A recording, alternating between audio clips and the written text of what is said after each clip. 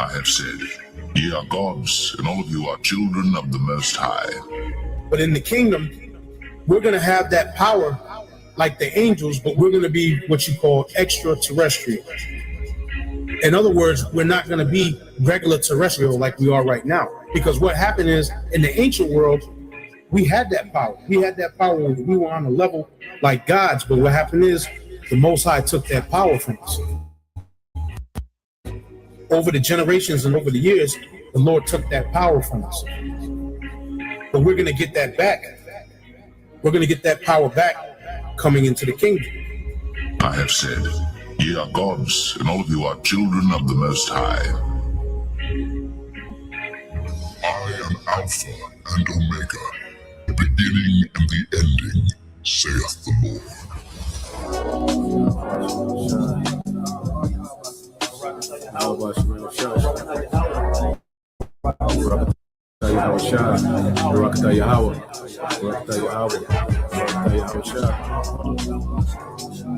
But as it is written, eye hath not seen, nor ear heard, neither hath entered into the heart of man the things which God hath prepared for them that love him.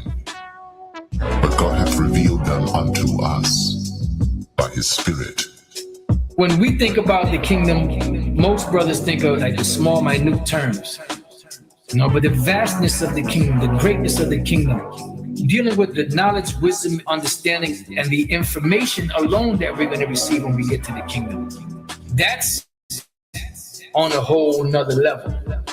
Never mind the riches and the lands and the women and the children, and to be in your chariot, sipping some yayan, on your chalice, your gold chalice with all them rubies and emeralds and sapphires and the different precious stones, going to places.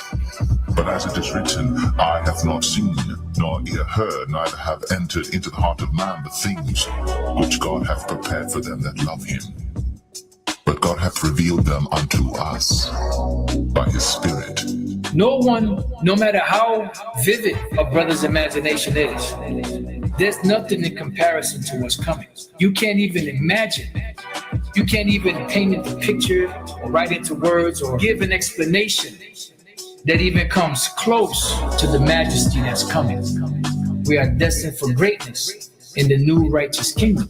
But as it is written, eye hath not seen, nor ear heard, neither have entered into the heart of man the things which God hath prepared for them that love him. But God hath revealed them unto us by his Spirit. The brother with the most vivid imagination out there can't imagine what the kingdom of heaven has in store, what it's going to be like. What we're basing the kingdom of heaven as far as riches and having a good time and things of that nature is just based off of our experiences in this world and what we think having a good time is and living the life is.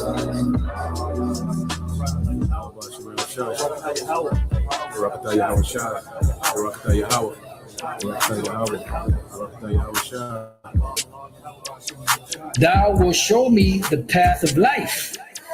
In thy presence is fullness of joy. At thy right hand there are pleasures forevermore. There are pleasures forevermore at thy right hand. So the kingdom that's coming is going to be set up and established in righteousness.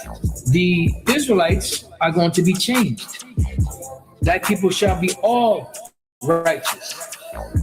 Not one Israelite is going to be lost, because the promise that the Most High made to Abraham was to all that seed.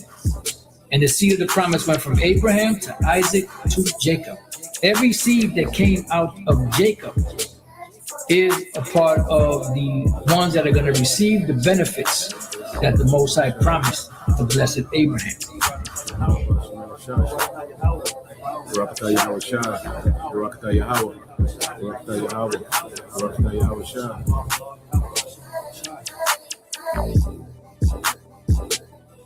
The transfer of rulership is coming, and the kingdom of heaven will be on earth.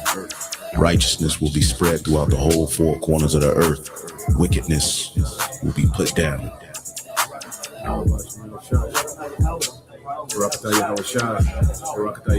to the Holy Scriptures, Yahweh Shai, the Son of the Most High, is set to bring immortality to the nation of Israel, the elect, via establishing the tabernacle of David, as we talk about the second coming of who the world ignorantly calls Jesus Christ. He is coming to take down this current world ruled by Esau, Edom, and establish a righteous kingdom, which is synonymous with the throne of David. That's scriptural, which is a government that's going to run this world in righteousness.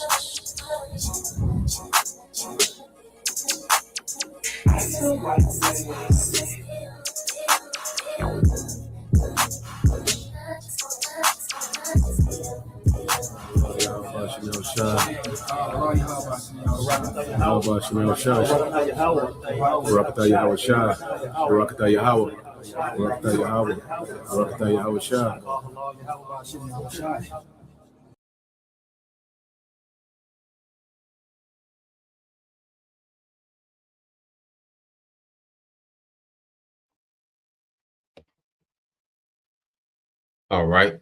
Shalom. First and foremost, I would like to give all praise and glory unto Yahweh, Ba'ashem, Yahweh Shai, Ba'ashem, Kakadash, and double honors unto the apostles and the elders, GMS, who rule well, teach well, being great examples to his younger brothers. And peace and blessing and salutation to the hopeful elect out there pushing his word and truth and in sincerity across the four winds in the name of Yahweh, Ba'ashem, Yahweh Shai, pushing to get up out and follow on to the hopeful elect, the believers, the listeners who have came back to the obedience of the scriptures through faith in Yahweh Bashim Al Shai. And what I want to get into, all right, this morning, dealing with the morning news and prophecy, all right, is the violent man, all right, which is, we know is Esau Edom, and dealing with the surveillance switch, so we'll segue into the surveillance state, and how that's going to work, all right, how these devils plan on it, working, because we know the Lord, is going to intervene in the midst of the devil, attempting to establish, this control system. We know he's going to get to the point to where he's going to, merge people with his technology, via the C-HIP, the MOTB, which will be, the technology, all right, mandated, to participate, in society, man. And this is why the Lord is putting us in the spirit to be ready to let everything go, as the devil, gets closer to mandating, this technology to participate in society where we know, all right, that's non-negotiable for us, So we know that this devil is going to bring in this new world order, through violence, This man plans on doing, a lot. He plans on bringing on a lot of violence, to establish this new world order. He plans to establish this new world order out of chaos and blood. And the events that we're seeing happening, when you see things like, the so-called White House shooting, when you see these mass shootings, being reported, flooding the news, when you see, so-called, domestic terrorism on the rise and extremists and all these different things, where they all play into the devil getting ready to justify the sword. So we're going to go into the scriptures today. We got a few videos to get into. But this devil, he's to the point to where he's beyond, all right, being politically correct. And the devil is getting ready just to come with the sword, which that's his blessing. All right. Now, when you go into Genesis 27, and just to get straight to the point,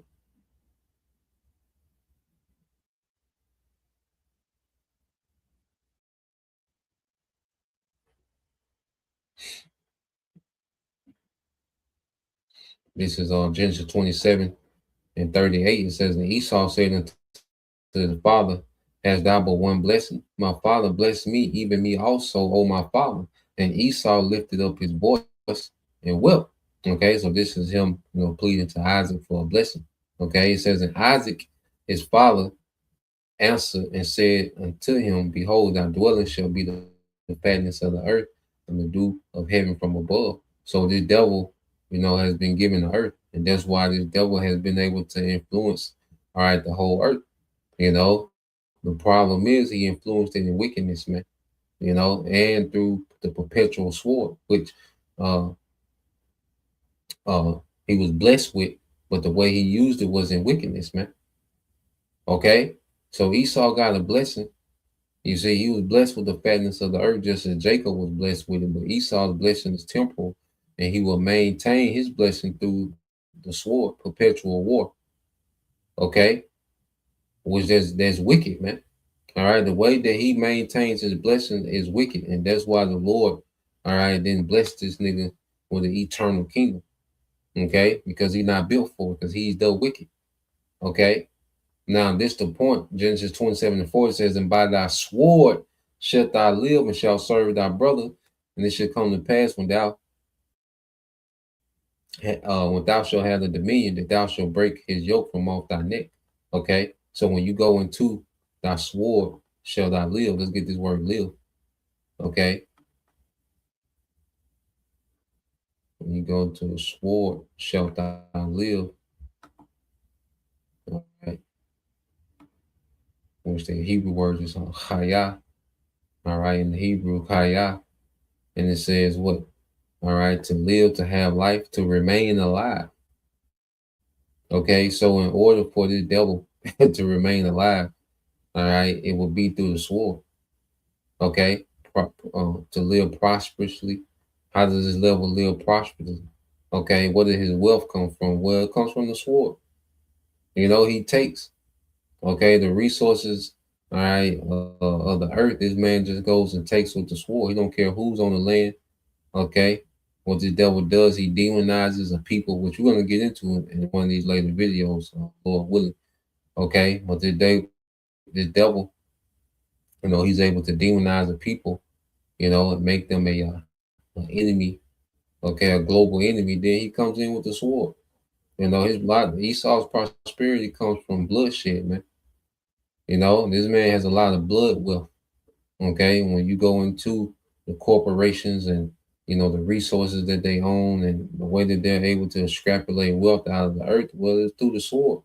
All right, it says to continue in life, to remain alive, to sustain life, to live or upon. So this man lives by their sword. He does enchantments. He does economical, okay, warfare, okay, and then he finalizes everything with that sword. He establishes his agenda with that sword, man. Okay, so he's prepping that sword, all right, to go against anyone that has a problem with his new world order, okay, or has a problem with any of his agendas that he's getting ready to bring to the table, man. Anything that he's getting ready to roll out, okay, you got a problem.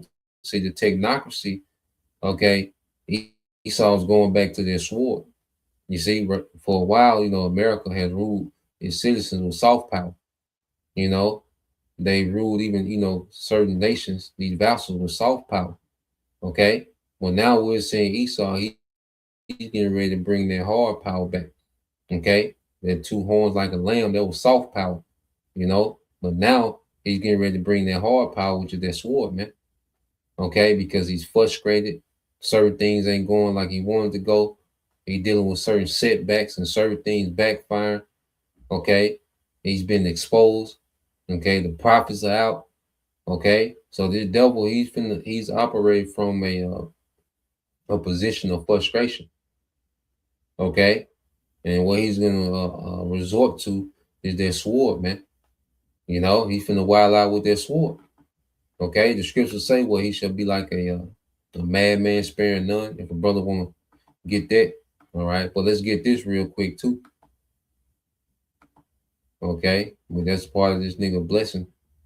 Okay, is that sword. Now let's go here real quick. Okay, because Esau reaching that point, just like the Apostle Ariamla, one person when I hear say that, how the AI gonna play a major part in that madman sparing none, and as we see this thing, unravel, we see things play out, that makes sense. You know, I got a video, that goes into it. Okay. So let's go here. When you get the book of Psalms, chapter 140. All right. It's the book of Psalms, chapter 140. Okay. In verse 1, it says of this Psalm of David said, "Deliver me, O Lord, from the evil man. Preserve my soul from the violent man chance," man. That's why there has to be a standard lifted, and ultimately Yahushua has to return. Because the level that the Lord, all right, allowed this man, to achieve on the left hand, with his weaponry, it's going to take a power from on high for us to stand a chance, man. Okay, deliver me, O Lord, from the evil man. Preserve me from the violent man. Okay, so we're constantly asking to be preserved. All right, and like I say, we're going to need a standard in Yahushua to come back. Okay, to preserve us from the violent man Esau Edom. Okay, because when you read it, says, which imagine mischiefs in their heart. Okay, so this man has a bunch of mischief in his mind. Okay, and he thinks that he's going to have his way with the prophets, man. Because the Lord got us looking like easy bait. We don't have no military. We don't have no intelligent network. We don't have the things of a standing military. Okay, we don't have the advanced weaponry, air forces. Okay, on the surface, but in the spirit we do. Okay, because the Lord is going to lift up a standard. All right, and it's going to make us surpass what this devil got, and what Yahushua coming with, it surpasses everything that this devil has, man. So on the surface, man, we look, easy for the taking, and the devil has a lot of mischief planned in his mind. Okay, but the Lord is setting a trap, just like He set a trap for Pharaoh. To Pharaoh, we looked at like we was, we were through. You had the sea. We were stuck between the sea and his army. Okay, so we looked at helpless in the time. All right, but what did the Lord do, man? A miracle. Okay, miracles it's gonna be through miracles and the power of Yahweh Bashim Al-Shai. That we are gonna overcome this devil, man. Okay, it says continually are they gathered together for war. Okay, why? Because they was going back to his blessing the sword. In order for him to survive and sustain his life, his rulership, he would have to be continually at war. Even at war with his own self, man. These devils fight over who's gonna, run the system. Okay, who's gonna run the global order? All right, they're even gonna fight with themselves, man, which is a part of their judgment. The Lord's gonna have to where they're gonna begin to judge themselves, man. Okay, as they're rolling this thing out, man. So everything is gonna work, in the favor of, all right, the hopeful elect. Everything that we see happening and playing out. Okay, like I said, these devils gonna fall out with one another. Go to war with each other. Okay, we're gonna these devils make their move. Okay, against the believers. Well, the Lord's gonna lift a standard. You see, and this devil mandates this MOTB.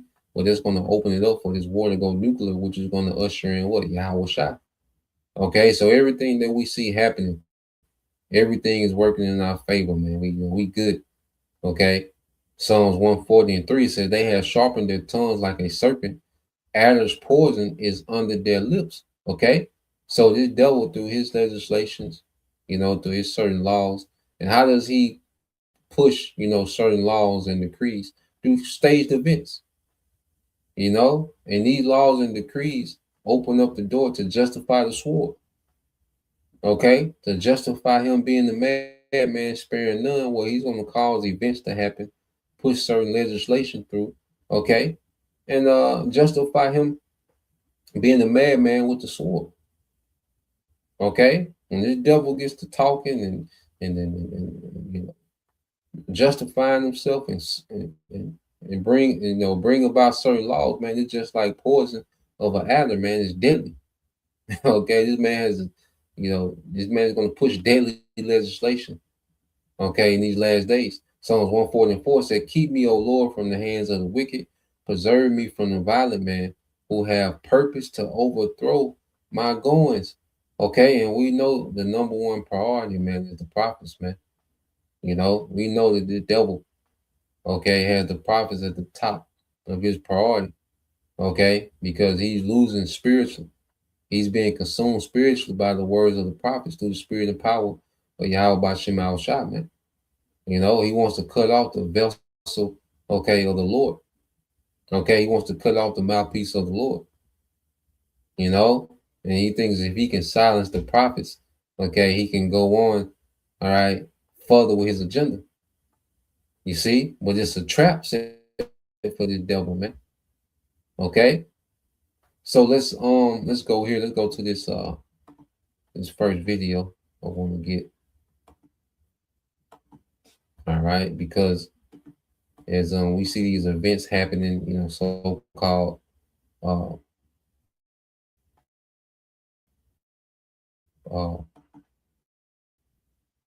assassination attempts, and we're gonna see he's gonna have to pull off something big, to move the needle like he want. Okay, now this is all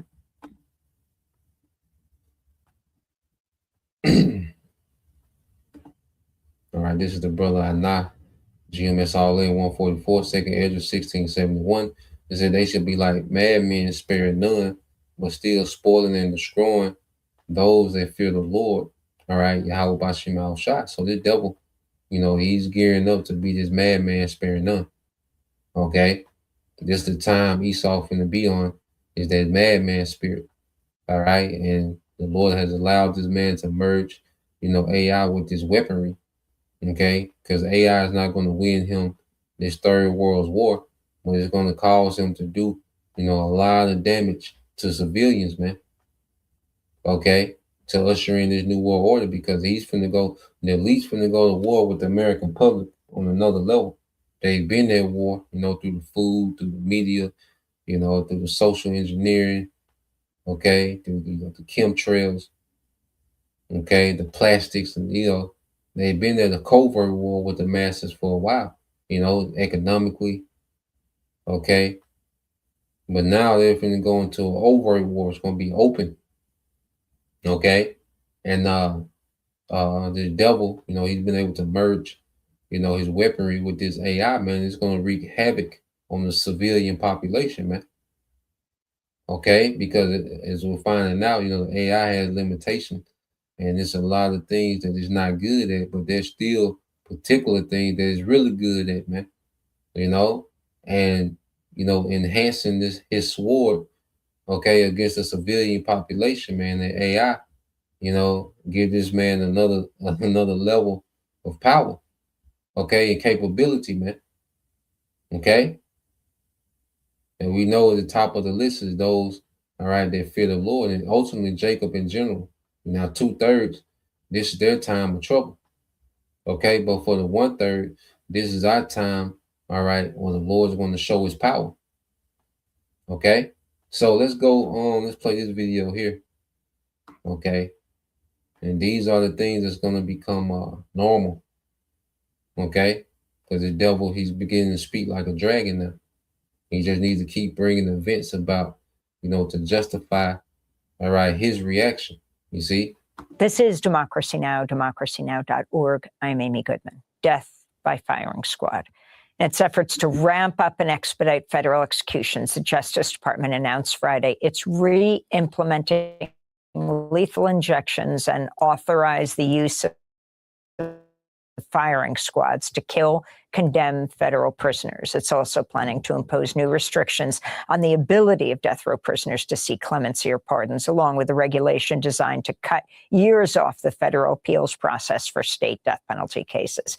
5 states already allow execution by firing squad: Idaho, Mississippi, Oklahoma, South Carolina, and Utah. At the Vatican, Pope Leo reiterated the Catholic Church's opposition to capital punishment in a pre-recorded video shared with DePaul University to mark the 15th anniversary of Illinois' abolition of the death penalty. We affirm that the dignity of the person is not lost even after various serious crimes are committed. Furthermore, effective systems of detention can be and have been developed that protect citizens, while at the same time do not completely deprive those who are guilty of the possibility of redemption. This is why Pope Francis and my recent predecessors repeatedly insisted that the common good can be safeguarded and the requirements of justice can be met without recourse to capital punishment. Consequently, the Church teaches that the death penalty is inadmissible because it is an attack on the inviolability and dignity of the person. That video of And then they got this guy, Pope Leo, you know, as if he's just some righteous resurgent of the Catholic Church. Okay, the Catholic Church shouldn't have any credibility to speak on anything. You know, so they're making, you know, this back and forth with him and Trump. You know, it's all, you know, a stage of confusion. Okay, as long as they can keep you confused, okay, the devils have, all right, the advantage. Okay, that's why Scripture speak about us not being ignorant of Satan's device.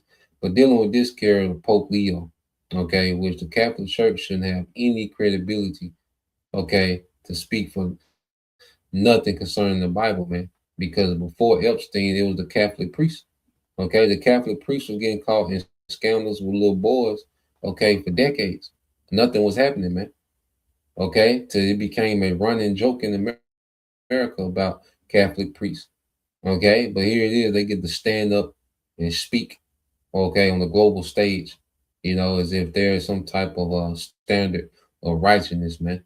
Okay, so supposedly the Pope is supposed to be against capital punishment, man. Okay, which we know the scriptures, all right, the Catholic Church is the false prophet, man. Okay, because Islam came out of the Catholic Church and all these different Christian denominations come out of the Catholic Church, man. You know, and you combine Christianity and Islam, all right, well, that's the religion of over half the world. You know, 2.5, 2.6 billion Christians, you know, close to 1.5, you know, billion Muslims.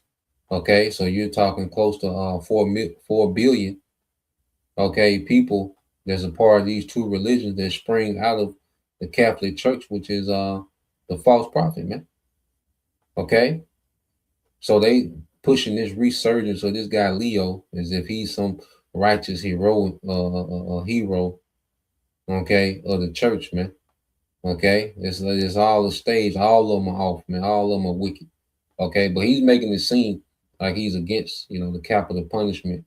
Okay, but let's go on because she's gonna bring someone on. Pope Leo was.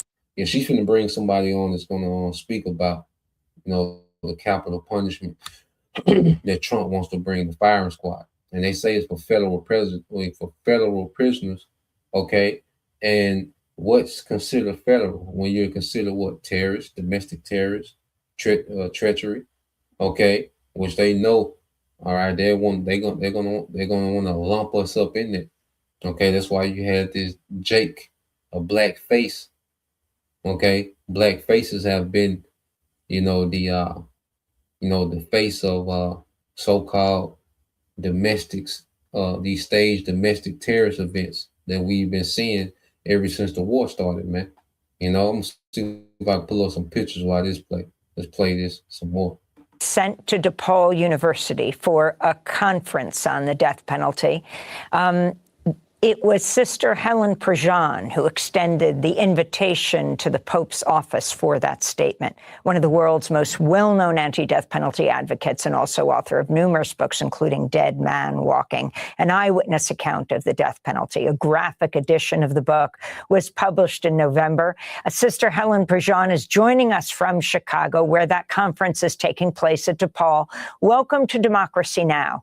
In these few minutes, Sister Prejean, can you respond to the Trump administration reinstituting death by firing squad? Firing squad and the electric chair and gas, anything to get executions going, he has now done. I'm not at all surprised that he's done this. when we look at his record and his way of approaching social problems, his first instinct almost always seems to be demonize someone as an enemy and then kill them and destroy them. And the death penalty writ large is Iran, it's Gaza, and it's solving all the problems by using violence. We have to remember that in his first term, Trump, in the last 6 months of his first term, he designated that 13 people were to be executed. And Bill Barr, his attorney general, went in, gave the orders, and they were. I knew some of them and the lawyers who were trying to save their life. But this, when you look at it, it epitomizes trying to solve social problems, all social problems, by designating an enemy and killing the enemy. And you can see that in Trump's rhetoric about political people he considers enemies. He starts going after anybody even who disagrees with him. And he uses violent language about this is treasonous, they ought to be shot. So it's typical of him. But I also see it in the culture of the Deep South, the ex-slave states that are doing all the executions now. I mean, DeSantis in Florida had last year killed 20 people and has already executed 6 and is lining up more to be killed. But it's when you look at the total sweep in the United States, most states, either in law or in practice, are not executing people. It's but the Deep South still is, and they get the rhetoric from Trump. But I see progress being made, but the whole key, Amy, educate the citizens. I mean, even juries now in Texas, when they know they have the option of a life sentence or death, are not giving out death sentences. But we look at these pockets, and I see the reason for it, as I understand it. It's the way the Supreme Court set up the death penalty in the Gregg decision of 76, when they allowed huge discretionary power to prosecutors and to executives to carry out death or not. And so these decisions for death are left in the hands of individuals. And Trump being president is one of them. And so they're using violence like there's no tomorrow right now. Just hard times. Sister Helen Prejean. Because it's the violent man, and that's going back to Isaac. See, that's why, going into wisdom and knowledge shall be thy understanding. We know this is Esau, and he's blessed with the sword, and he's going to live by that sword. Okay, so his mind, the way he reasons, okay, is look, the sword, okay, that's the solution. Okay, so you're going to see more, all right, of events that's going to justify, okay, the sword.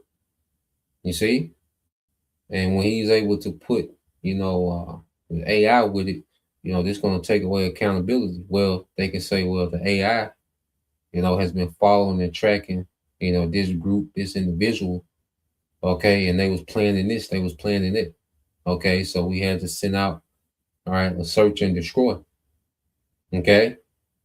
This is going to be, this man plans on bringing his new world order with a lot of blood, man. That's why scriptures say it's going to be the worst time ever. A brother want to post that. Daniel 12:1. Okay. Matthew 24:21.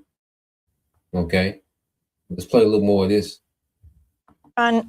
You have the Trump administration announcing plans to add firing squads, electrocution, and gas asphyxiation to its arsenal of methods to execute federal prisoners on death row. It also noted the obstacles to obtaining drugs for lethal injections. In this last minute, right, what you are calling for now at DePaul in Chicago, where Pope Leo is from. Yeah. Well, the Pope responded readily to the invitation. We were celebrating the 15th anniversary of Illinois abolishing the death penalty. Governor Pat Quinn, who signed the abolition order into law, was there. So it was to hold up a beacon of light, of hope in the dark times. And so the Pope's very clear. I mean, it was 1,500 years of dialogue in the Catholic Church to reach a position in the catechism of official teaching that no matter how terrible a crime, we can never turn over to governments that absolute power over human life that they can decide to kill their citizens. As we continue this conversation, Sister Helen Prejean, I wanted to ask you about the conference you're at DePaul in Chicago. I mean, Chicago is where Pope Leo is from. The message that you played of Pope Leo opposing the death penalty came out almost concurrent with the Trump administration announcement expanding the methods to carry out federal executions. President Biden had put a moratorium on federal executions. Can you talk about the significance of this? And then you had about Trump, bringing back the guillotine. So Nero is gearing up to do what Nero do, what Nero does. Okay, because you go into the history, Nero was, very cruel, towards the believers. Now, real quick, Elder Yahshua Wamba did a news and prophecy the other day, and I want to play this because this is the narrative that these devils are getting ready to strike up. Now, this was from, I think about 2 years ago, okay, with this whole black identity extremists, okay? And then we're going to show you, all right, the pattern of this year, what these devils have been doing. Now, let's play this. Bass, or Karen Bass, I believe she's out of California. Some years ago, she was getting at this Edomite who, at the time where the FBI was doing reports on what is called black identity extremist, right? Here. Between 1956 and 1971, the FBI ran a counterintelligence program named COINTELPRO that was initiated by J. Edgar Hoover. COINTELPRO mainly targeted civil rights leaders such as Martin Luther King, and it's commonly understood that this was an abuse of its surveillance power in a manner to suppress a peaceful movement. So I would like to ask Mr. Chair unanimous consent to enter this report into the record, which is black identity extremists likely motivated to target law enforcement officers. Right, black identity extremists. I mean, what the hell does that mean? Okay, you're extreme about your identity. And what group of people on the planet Earth uses their racial, superiority and God complex to harm others and ethnically cleanse? That's you Edomites.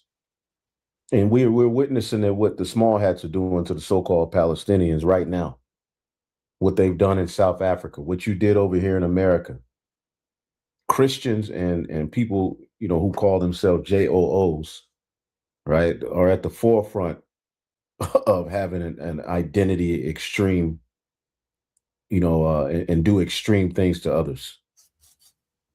All right. But what's getting ready to happen and what they've been doing over the years is wiggling Jacob in there, okay, as a black identity extremist. I believe earlier you said you were not familiar with the report. Is that correct? Well, I haven't read it. I know some of the alleged targeting of officers. Look at this. Okay, so I would like to know, and I'll ask you about that in a minute. So you are somewhat familiar with it. Who had the power in your department to order a report like this? I'm not sure how that report got ordered. I don't believe I explicitly approved it or directed it. Okay, so you haven't necessarily read the report, but you are familiar with the term black identity extremists? Well, I think so, yes. So can you tell me what that term means to you? Do you believe that there is a movement of African Americans that identify themselves as black identity extremists, and what does that movement do? Well, I'd be interesting to see the conclusions of that report, but I'm aware that there are groups that do have an extraordinary commitment to their racial identity, and some have transformed themselves even into violent activists. Are you aware of white organizations that do? So you see that? Okay, you listen to them. You listen to these devils, man. They telegraph what they got up their sleeve, man. Okay, so he's saying that there's, Jake, okay, so-called black, Okay, so-called black men who have become extreme about their identity, man. Okay, and who you think he's gonna link? Who you think they're gonna link that to? Okay, and then it says some of them have become militant. Remember, you got ISUPK doing interviews with, his members, all right, with their members training, doing martial arts training in the background. Okay, you got an interview with these podcasters, okay, of the world. Okay, while you having men train, while you doing the interview in the background, okay, doing push-ups and putting this, which is nothing wrong with training, but when you put that on camera in the ministry, you put fringes on it, okay, and what is it? We're going to see when this devil really, when the Lord put the spirit on this devil to push his propaganda. All right, you're going to see that all this, poor decision making by these Israelite camps. Okay, these guys that have sold out. All right, Esau, he's going to run all that together, man. Okay, when this devil really, okay, goes to make his play, because he's careful how he deals with the prophets. Okay, but the Lord gonna put the spirit on him, to go with his move. Okay, but yeah, this whole thing of black identity extremists. Okay, we haven't heard the last of that, man. The devil gonna make a push because when you go here, when you look at okay, let's just go here. Now you had the Jake that supposedly shot in Houston. Okay, what does it say? Property of Allah. Okay, look at the pictures. All right, or Jake in the hoodie that said property of Allah. Okay, just conveniently, soon as the war with Iran starts. Okay, a week later, you have this in Texas. Okay, wearing property of Allah shirt. Which Iran, what are they? They Shia Muslims. Okay, so you have this, and this is all this year. Okay, so you have that. Then you go, all right, a week or two later, a few days later, okay, you had this shooting at a college, Old Dominion. Okay, Jake's supposed to be with ISIS. All right, look, here it is. Okay, 36-year-old Jake. Okay, now he's a part of ISIS. All right, well, there's another Islamic terrorist group, jihad terrorist group. Okay, Old Dominion gunmen linked to ISIS. Okay, so now niggas are jihadists now. Okay, so you had that, and this is all this year, and then the most recent, all right, which we all know, when you go here, all right, the most recent,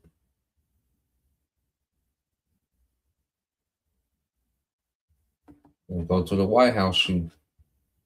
Okay, you see, all right, Jake. Okay, so all these black faces are becoming the face of domestic terrorism, man. Okay, and these things are going to increase. Okay, to justify him being a madman, sparing none. Okay, and he's setting the target, like the woman said. What they do, okay, is that they select the enemy. Okay, they push propaganda, then they go search and destroy.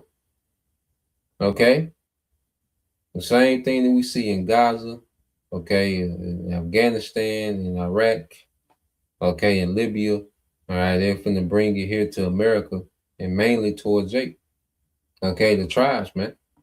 Okay, because they're targeted the prophets, man. They're just going a roundabout way to do it. Okay, so this is let's go from there. Let's get these two. So now I want to go here because what these devils want to set up is a complete surveillance state. All right, so I'm gonna pull up this video and get some of these precepts as well. Okay, yeah, let's go here. And all they have to do is flip the switch, but they have the infrastructure, okay, and the devices in place, they can flip the switch. They are already surveilling, and you merge with that, you get that device, okay, they just links you to all these devices, man. You put that device in you, it just links you to these existing devices, all right, that they already have for surveillance, you know. So let's go here. This the brother servants of Yahushua. All right, Daniel 12:1.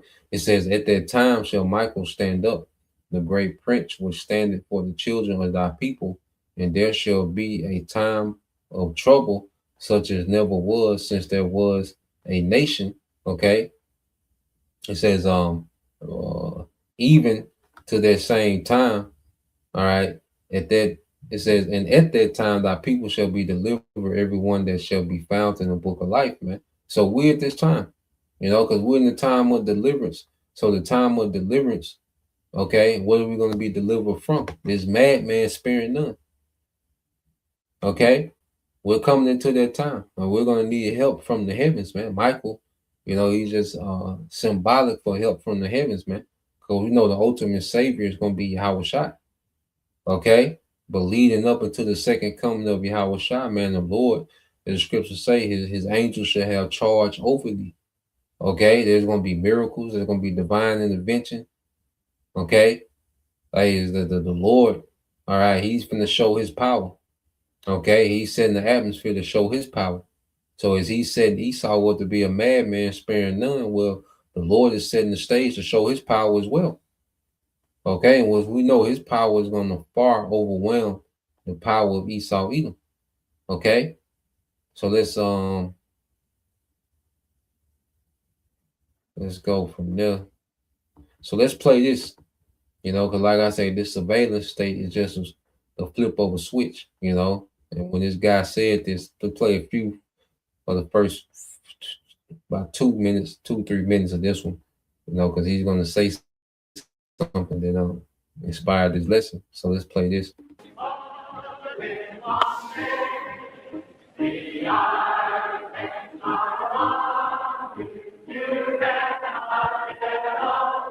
The Eyes of Texas used to be a popular folk tune, but today the song could be about other eyes, the eyes of a spy machine. We live in the United States of surveillance, with cameras like these increasingly positioned on street corners and with much more invisible online and on the phone. Anyone who's paying attention knows that privacy could be out the window. That's what former newspaper editor Bill Kovach says. I think the idea of privacy is gone. I think you have to adjust to the fact that somebody somewhere may be watching what you're doing. It may be General Motors, it may be General Telephone and Telegraph, it may be the drugstore on the corner. You're one sentence away from launching your website with Base 44. Since the beginning of the internet, there's never been such a fun, fast. All of this is not happening by accident. Well-funded, powerful agencies and companies are engaged in the business of keeping tabs on what we do, what we say, and what we think. Mass surveillance is the focus of this new 6-part investigative documentary series, examining who is watching whom and why.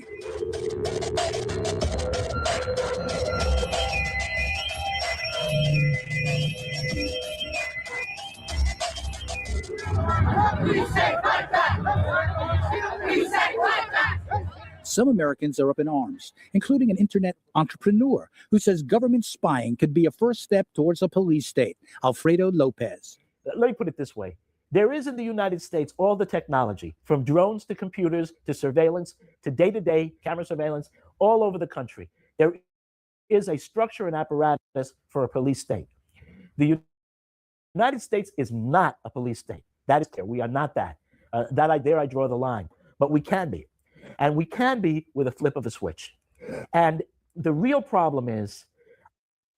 He said we can be at the flip of a switch. Okay? And we know that these events that they're, that they're going to bring about, these staged events, these false flags, they're going to flip their switch. So they're going to continue to cause these events to happen. Okay? So they can do what? Flip their switch.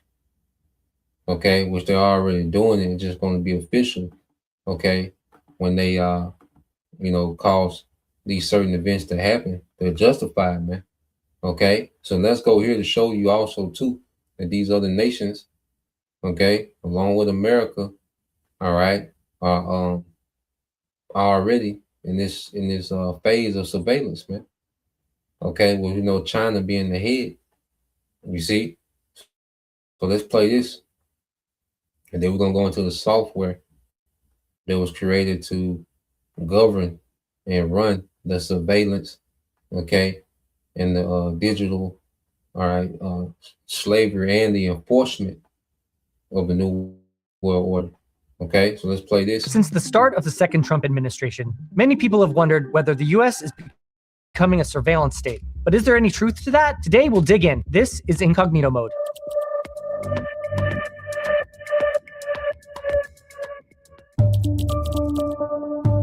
What I think about is a state where the government's tracking or recording of people living in the state keeps them from doing things, chills their speech. To me, that's what a surveillance state is. I think about this idea of a panopticon where perhaps the government isn't watching everything that everyone's doing, but there's always the potential that you could be watched and you feel watched all the time because you never know if they're watching. And therefore, you have no fundamental sense of privacy. To me, a surveillance state is a society where the government is fundamentally hostile to privacy.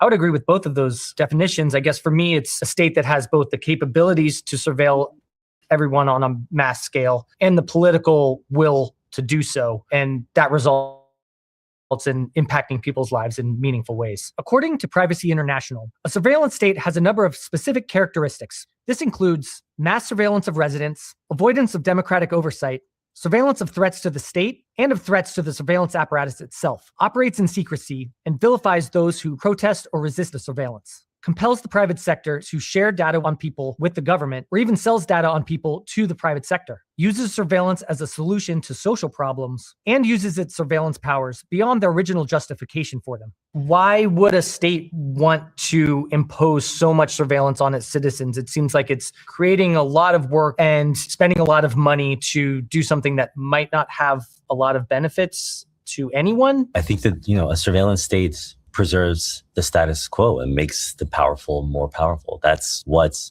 dictators want. That's what the elites always want in any country, including the US, which I think is why we're asking this question today of whether the US is one of these surveillance states now too.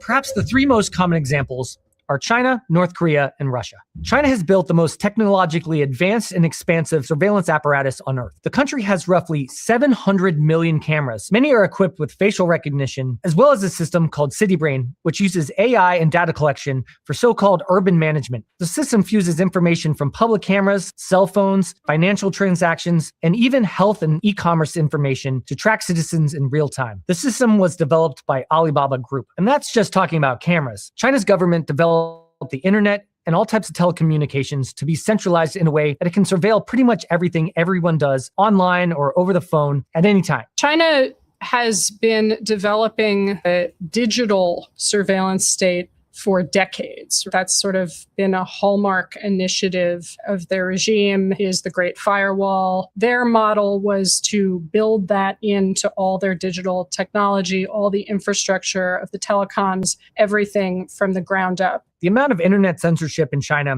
is widespread and really obvious. Popular social media sites are banned in China. Instead, you have to use social media developed domestically in China, which the government has a massive amount of control over. A lot of this might sound similar to what's happening in the US or other Western countries. But the reason people call China a surveillance state is because its systems were developed with surveillance in mind from the very beginning. Just as the open internet was developing across the world, China was building an alternative version that had tight, centralized control that really imposed a lot of limits on what people could say and do online. And then there's a true totalitarian state like North Korea, which I think of as the quintessential surveillance state that actually is not digital at all for most people. Most people don't even have access to the internet. Those who do, it's completely, entirely surveilled. Those are mostly elites and government employees. But then for everyone else, there's a kind of analog surveillance state through informants, through a whisper network of neighbors snitching on each other and being incentivized to do so that there really is no privacy, or at least that is the intention of the regime of.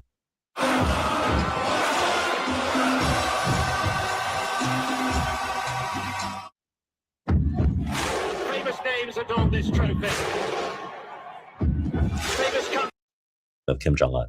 In North Korea, surveillance enforces loyalty, and dissent there can mean imprisonment. Virtually all aspects of life are under surveillance in North Korea. Classrooms, workplaces, roads, even homes are subject to surveillance. It's been reported that as many as 1 in 20 North Koreans participate in the surveillance network, making privacy virtually non-existent. In Russia, the surveillance state is really geared toward shutting down dissent, so much so that human rights advocates call this a cyber gulag. Authorities scan the internet every day to find photos and videos showing banned content. They use cameras equipped with facial recognition to identify and track protesters. Online censorship has expanded drastically, with hundreds of thousands of web pages blocked annually. Russia is more of an example of trying to retrofit and come to that digital surveillance later and invest the time and the energy retroactively. But what's interesting to me now is that I think digital technology has potentially evolved to the point where that is an even lighter lift than ever for a state because of the private sector capabilities that are already in place. Yeah, I mean, you see this in just kind of the nature of the internet where things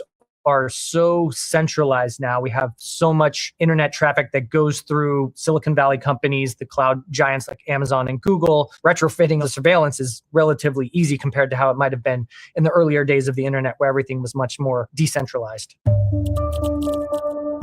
So there are a lot of elements. Yeah, so you see, the earth, is being, the whole globe is being prepped to go digital, for the devil to hit that switch. Okay. And like I say, so we're going to just keep seeing event after event to justify, the devil bringing on full surveillance. Okay. Now they talked about, the digital technology that's available now, that makes it much easier for them, to surveil, all right, the masses, man. And I put this in the, you can watch the rest of this. I'm gonna segue to another, got one more video I want to get into. So let's go here. Because what's going to be the system that's going to run, all right, this surveillance system that's going to run, all right, the banking that's going to run, all right. Let me see. Yep. What's going to be the system? Okay, well, it's Palantir. All right, so they're gonna explain Palantir from 9/11 until now, which what we have to understand, Palantir was never a private corporation. Okay, they pushed this narrative like it was a private corporation that's getting these government contracts. No, it's just a government entity. All right, it comes from DARPA. Okay, which DARPA is the branch of the government responsible, okay, for what they call, high tech, development and research, okay, dealing with high tech. Matter of fact, let me pull it up real quick. Dealing with DARPA, all right. All this technology comes from DARPA, okay.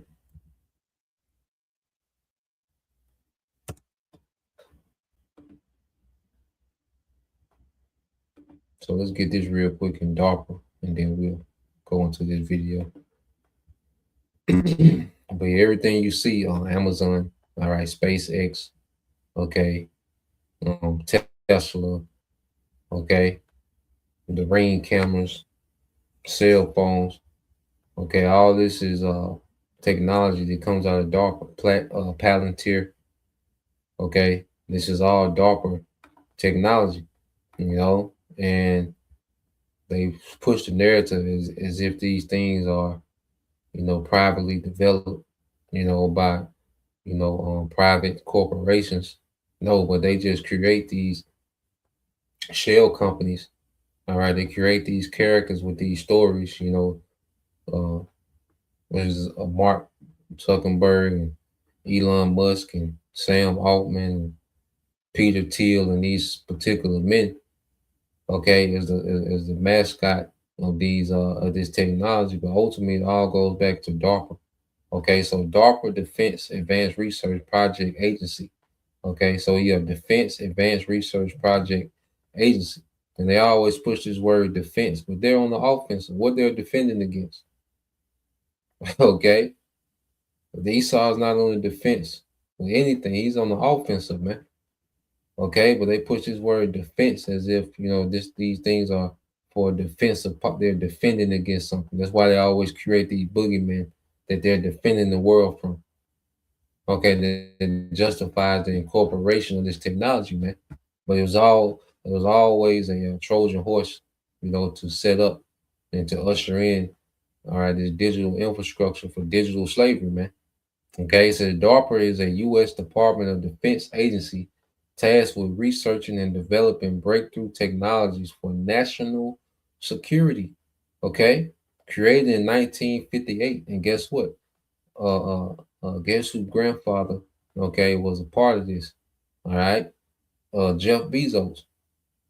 Okay, one of the original, okay, founders of you know, DARPA. Okay, was the grandfather of Jeff Bezos, man. Okay, so these men that we see that are billionaires, they are part of particular families. Okay, they're part of particular circles. You see, there's all for this technocracy and control system. It says created in 1958. It focuses on high risk, high reward projects to create, all right, or prevent technological surprises, responsible for innovation like the internet, GPS, mRNA juice. You see, the DARPA came up with the juice. Okay, the juice that everyone just came, you know, that they just put out there, it comes from DARPA. Okay, there was a military operation. That pandemic was a military operation, man. Okay. This is the elites at war with the world, with the citizens of the world, especially here in America, man. Okay, these are all military operations, man. GPS, these things ain't to benefit you, it's to track you, it's to imprison you. Okay, so they've been building this digital infrastructure, okay, for a while, you know, and now we're at the time where they want to hit that switch, okay, and close that trap. All right, and that's going to be that C hook. Okay, because that makes you a perpetual part, okay, of this digital network, man. Okay, so let's play this. It's pretty interesting. He's going to go from 9/11 until now, dealing with Palantir. So let's play this. Born from the ashes of 9/11 and funded by the CIA, one company built an AI to see everything and everyone. It tracks wars, borders, pandemics, and profits. Governments use it. Corporations depend on it, and most people don't even know it exists. This is Palantir, the most dangerous AI company in the world. September 11th, 2001. 4 planes, 2 towers, 3,000 lives lost, and one question burned into every intelligence report for the next decade. How the hell did we not see it coming? And it was all a hoax. Okay. It was a real event, okay, but it was planned. Okay, it was a planned event. There's no way that everybody missed it. But see, this justified them, okay, being able to take surveillance to another level with the Patriot Act. Okay, so in order for them to bring about certain, all right, decrees and legislation that they want to bring, well, they need an event to justify it. Okay. So they already had this technology. It was like, okay, what event? Because the event does, and the event does more than one thing. But one of the things that this event does, all right, that it allowed them to do is to, okay, incorporate this technology into the surveillance. Okay. It allowed them to enhance their surveillance of everyday citizens under the guise of tracking terrorism. Okay, and they've been running with that narrative ever since. Okay, they started wars based on what? Okay, we're fighting terrorism. Okay, Iran, they the biggest funder of terrorism. We gotta, you see, they run with that same narrative, man. They run it to the ground. Okay, So this whole, 9/11, this was, all right, a planned event. Okay, but then they play dumb, like, damn, how did this happen? Damn, how we let this happen? Okay. So they can justify bringing about what they want to bring about. So let's play this. The US had all the data. Multiple agencies had pieces of the puzzle, but no one connected the dots. There was no single pane of glass. So Silicon Valley stepped in with an idea. What if we built software that could? Something that could sift through oceans of emails, surveillance footage, passport records, satellite images, and bank transfers, and find the next Osama before he booked a plane ticket. Enter Peter Thiel, the PayPal co-founder and libertarian philosopher in residence, who had just made millions by stopping credit card fraud with algorithms. Now he had a new idea. Use those same tools to stop terrorists. If anti-fraud tools can detect a stolen credit card, why can't we build tools to detect a stolen airplane? He called it Palantir, named after the all-seeing orbs in Lord of the Rings. A fitting name for a company obsessed with visibility and secrecy. Palantir started like a Bond villain's tech startup. Small team, secretive office. Their first investor? Not Sequoia, not Andreessen Horowitz. It was In-Q-Tel, the CIA's very own venture capital firm. Yes, the CIA has a VC arm. And no, you're not supposed to know that. The goal? Build a platform that could do what no human analyst ever could. Spot threats hiding in plain sight. Blend messy, siloed government data, passport logs, drone footage, field reports, into one God view. Easier said than done. Early Palantir was buggy, over-engineered. One official described using it like trying to fly a space shuttle just to find your car keys. Agencies resisted. Bureaucrats balked. The NSA thought it was cute. The FBI thought it was terrifying. But behind the scenes, the company kept building.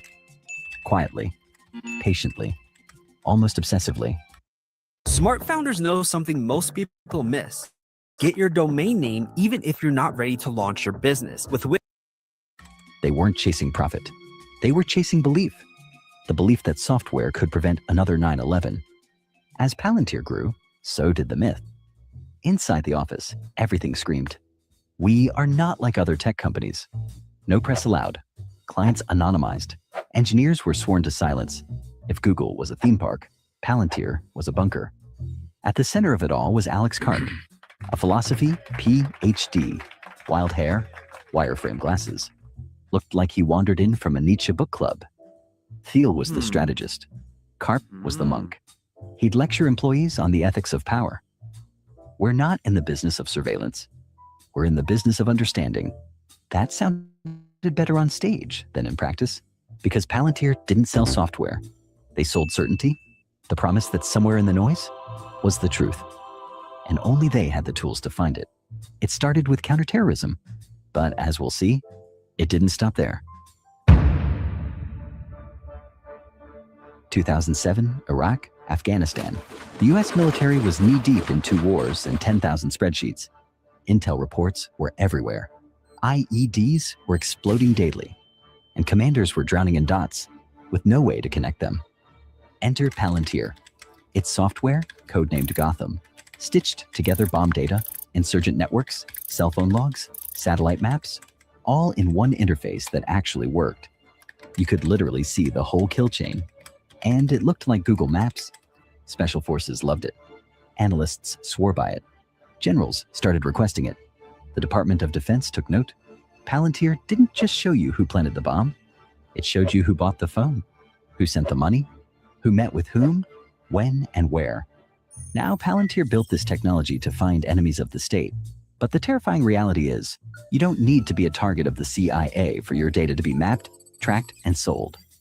Right now, thousands of data brokers are collecting and trading your personal information, your full name, home address, and financial history without you ever knowing about it. And that is why today's video is sponsored by Incogni. This isn't just about spam. It's about safety. Scammers use this data for identity theft, and stalkers can literally buy your address to find where you and your family sleep. Scrubbing this data yourself takes years. Incogni does it automatically. You can see on my dashboard right now. They are actively forcing brokers to delete my profiles. They also just launched a massive new tool, the custom removal feature, on their unlimited and family plans. If you find your info exposed on a specific people search site, you don't have to wait. You just paste the URL, and Incogni's privacy agents will take care of the rest. They can't harm you if they can't find you. So, take your personal data off the... And that ain't gonna work, you know? It ain't gonna work, man. I'm trying to skip past this. Okay. They got out it. Okay. You can't encrypt yourself. Okay. They just trying to sell something, but nah, man, that ain't gonna work. So let's go back to the business. It was mandated, but because it might actually save their lives. But in Washington, if you're not invited to the table, you're probably on the menu. And Palantir was not invited. And see, this is a narrative they try to push as if Palantir had to fight their way, you know, into being to getting these contracts from America. All right, this is a narrative, man, that they push, okay, because it was a government, all right, project all along, okay, but they pushed this narrative of this private company, you know, these small room of technicians, you know, built this global network, this global interface that combines all right, of the world's data, okay, into one system, okay, knowing damn well, okay, that these little geeks in the room, the Geek Squad, they presented like it was a Geek Squad, okay, in the basement, and they just had access to all the world's data, okay, and came up with this network, this global network. They had access to all the American satellites, okay, to come up with this global network. Nah, man, it was the government the whole time, but they pushed this narrative as if this was this private business, you know, that had to fight its way and, you know, had to sue the government, as you're going to go get into in a minute, you know, to get a seat at the table. No, it was always a government project, man, okay? And they've been using it in wars for decades, okay? They played a part in them, you know, finding particular people, you know, and this is how they was able, even with Trump, when they killed Soleimani, Palantir, okay, and went back in 2020 when they killed General Soleimani. All this is Palantir. When they're able to find these men, you know, these particular men, these high-profile men, okay, over there in what they call the Middle East, which is Western Asia. Well, Palantir plays a major part in it. These Iranian scientists, okay, you have this operation called Operation Daddy Home in Gaza, dealing with Palantir. All right, you know, you can look that up.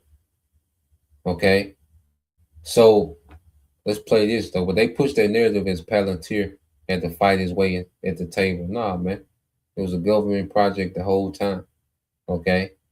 While soldiers were praising it on the ground, back in DC, things got ugly. Who the hell are these guys? No contracts, no clearance, no golf retreats. They're not in the club. Palantir had no lobbyists, no revolving door hires, no steak dinners with procurement officers. When the Army tried to award a $200 million intel contract to a legacy contractor, no competition, Palantir did the unthinkable. They sued. Yes, a Silicon Valley startup sued the US Army and won. A federal judge ruled that the Army had broken the law by refusing to even consider Palantir's software, even though soldiers were already using it in the field. The message was clear. Innovation wasn't optional anymore, but neither was controversy. By now, Palantir had proven itself in war zones. So the question became, what else could it do? Turns out, a lot. Immigration and Customs Enforcement signed on. The Department of Homeland Security followed. Soon, Palantir was being used not to fight terrorists abroad, but to track people at home. Software that once helped stop IEDs was now identifying undocumented workers, mapping social networks, predicting threat levels. This guy's cousin rented a truck near a known safe house, suggesting he may be a courier. Recommend detention. Translation: his cousin drives a Honda. Pick him up. Civil rights groups were alarmed. Immigrant communities felt surveilled. And inside Palantir, some employees started asking, Is this what we signed up for? Internal letters leaked. Protests bubbled. One engineer resigned, saying, "I wanted to stop terrorists, not deport families." But outside the office, contracts kept coming. More agencies, more money. The mission had expanded and blurred. Palantir was no longer just a counterterrorism company. It had become something else. A surveillance platform, a battlefield algorithm, a state-sponsored crystal ball, and it was just getting warmed up. It's just like a very cool way to prototype extremely quickly. If I go here in Figma, I just have this design here that I pulled together. By the late 2010s, Palantir had conquered war zones, outfoxed the Pentagon, and racked up contracts with nearly every three-letter agency. But there was one battlefield still untouched: corporate America. Not because Palantir didn't want in, but because, for years, they claimed they were above it. We don't mine user data like big tech. We build software for governments that saves lives. And that was true. Until they realized governments move slow. CEOs sign checks fast. And it was never about saving lives. Okay? Like I say, it's informative, but then it's watered down as well. You know, it's informative of how Palantir has been integrated into society. And it's the backbone of this surveillance. Okay, it's gonna be the backbone of the social credit system. Okay, it's gonna be the backbone of search and destroy. Okay, and say you violate something within, New World Order policy that's worthy of death. Well, it's gonna be Palantir that's gonna track you down. Okay, and be the executioner, man. Okay, it was never about saving lives. It was always about control. And they're gonna say it towards the end. All right, all of them are demons: Peter Thiel, Alex Karp. Okay, it was never about tracking terrorists. Okay, because a lot of those guys that they track, they set them guys up, man. They set up Saddam. They set up Bin Laden. Okay, a lot of these guys that they parade around as a trophy, okay, of the American military, they set those guys up, man. Okay. Therefore, enter the pivot. Palantir launched a new product, Foundry, basically Gotham's friendlier, cleaner cousin. Still powerful, still scary, just now in a buttoned-up suit instead of combat boots. Foundry integrates all your enterprise data, then tells you how to fire Dave from logistics. Suddenly, everyone wanted in.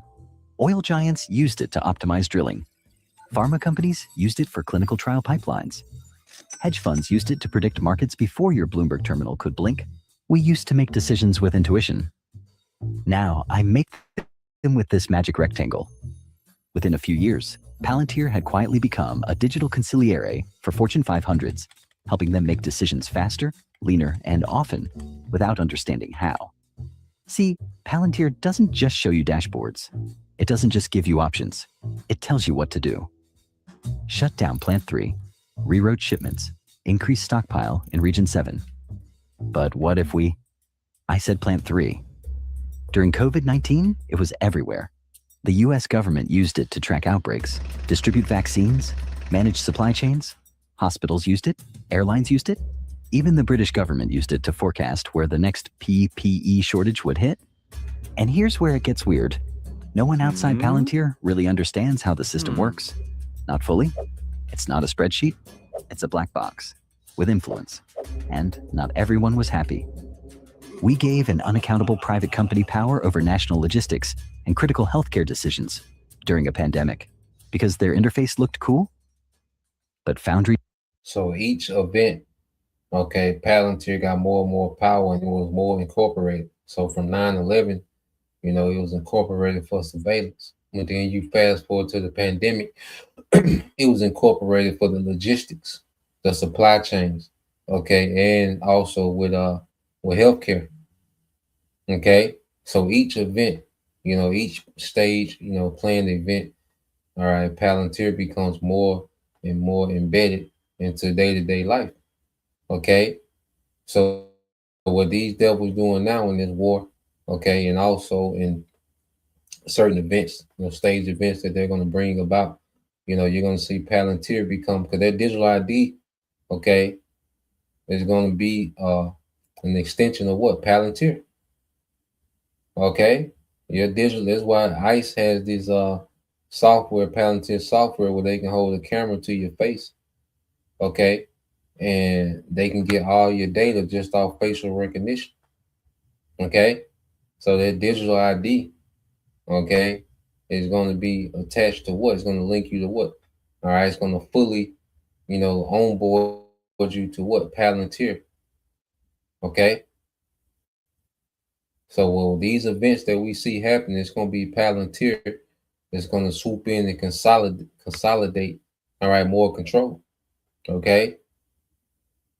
You didn't care because it got results.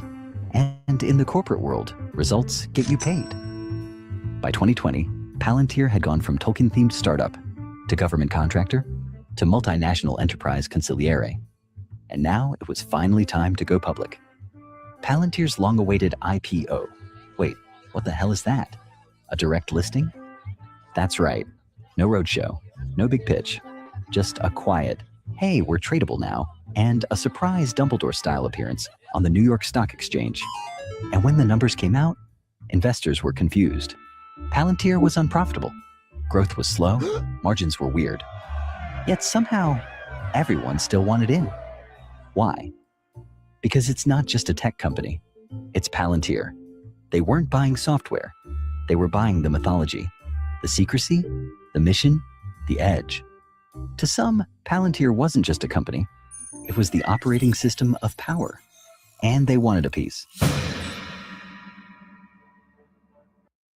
Base 44 super agents. Careful, there's no going back. No setup. Just say hello. By the 2020s, Palantir wasn't just a company. It was infrastructure. Behind military briefings, behind NATO dashboards, behind closed-door intelligence reports.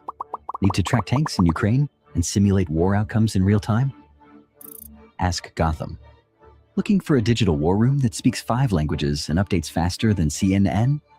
Congratulations, you've just licensed Palantir. They weren't just helping the military anymore. They were the military's mind. In 2022, when Russia invaded Ukraine, Palantir was there. Not with boots, not with bombs, with data.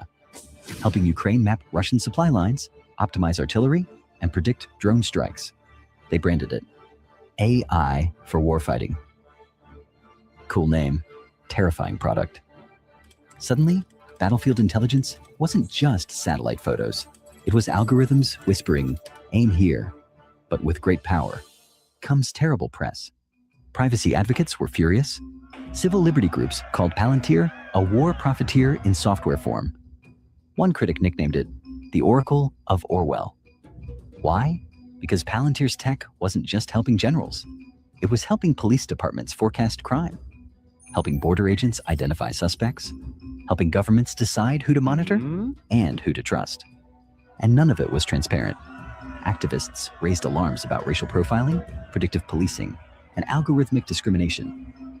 They asked, what happens when a flawed dataset becomes a digital warrant? We save lives. Period. Also, we're not responsible for how our clients use the product. We just built the hammer. If someone uses it to hang a picture or break into a neighbor's house, that's not on us. Have a nice day. Internally, Palantir insisted they were the moral tech company, that they refused to work with China, that they drew the line at authoritarian regimes. But the line between defense and domination, it was getting blurrier by the day.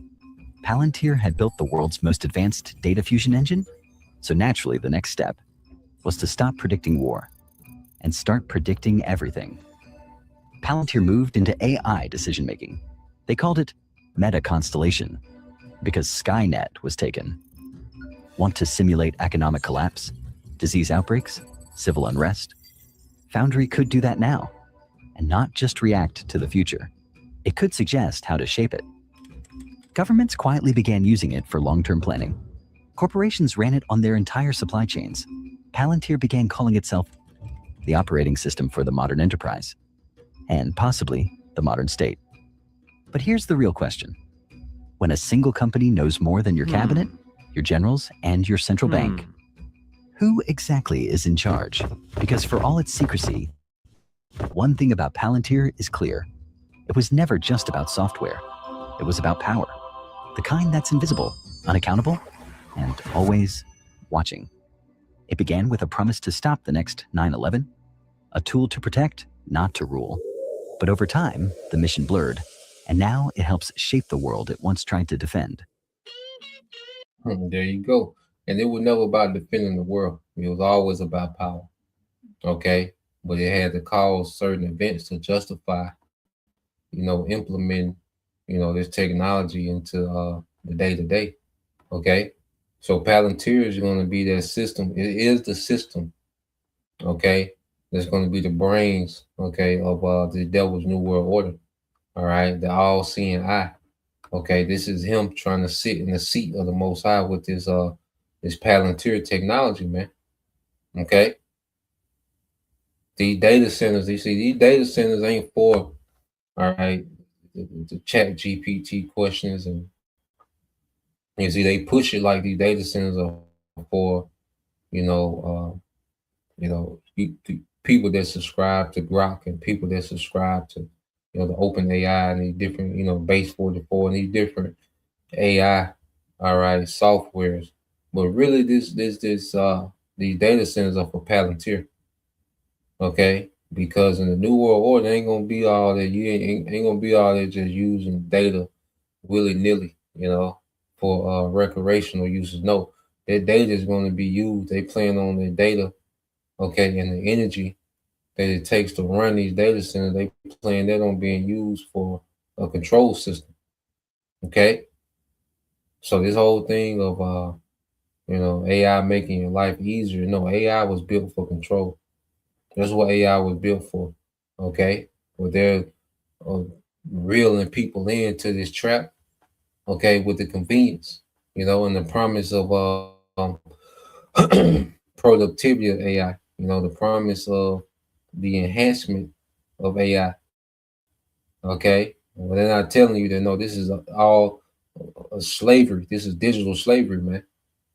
Okay, so let's go here real quick to the book of Psalms. We always get, I believe it's Psalms 124. Okay, and this sums up everything. When you go to Psalms 124:1, it said, "If it had not been for the Lord who was on our side, now may Israel say." And right now this is speaking of the elect of Israel. Okay. If it had not been for the Lord, Yahweh Bashim Shah, who was on our side when men rose up against us, man. So we know, all right, that the devil, he has, wickedness on his mind. He has violence on his mind against the tribes, especially those that believe. Okay. But if it had not been for the Lord, if our power went on our side, we'd be out of there, man. But our power is with us in these days, man. Our power is going to show himself, as Esau is, showcasing his power to the world, where the Lord going to showcase his power to the world. And it's going to be on a whole nother level. Psalms 124:3 said, then they had swallowed us up quick when their wrath is kindled against us.